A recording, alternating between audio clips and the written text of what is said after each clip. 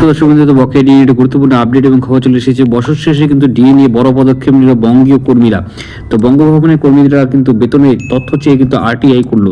তোলপাল কিন্তু এবার রাজ্য 2025 সালে কিন্তু শেষের দিনে কিন্তু সরকারি কর্মীদের মহার্ঘ ভাতা বা ডিএ নিয়ে কিন্তু বিশাল বড় গুরুত্বপূর্ণ পদক্ষেপ নিল তারা সরকারি কর্মীরা।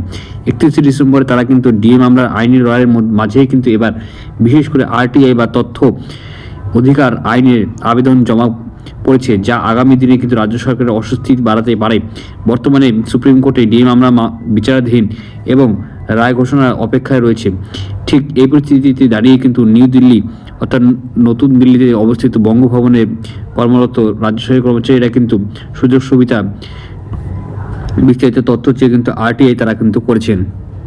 স্টেট পাবলিক ইনফরমেশন অফিসার এবং পাবলিক ওয়ার্কার্স ডিপার্টমেন্ট অর্থাৎ পিডব্লিউডি এবং খাদ্য ভবনের কাছে কিন্তু এই আরটিআই এবং বিশেষ কিছু সুবিধা প্রশ্ন রাখা হয়েছে। মূলত বঙ্গভবনে কর্মরত কর্মীদের বেতনের কাঠামো এবং ভাতার হার নিয়ে কিন্তু এই প্রশ্নগুলি করা হয়েছে।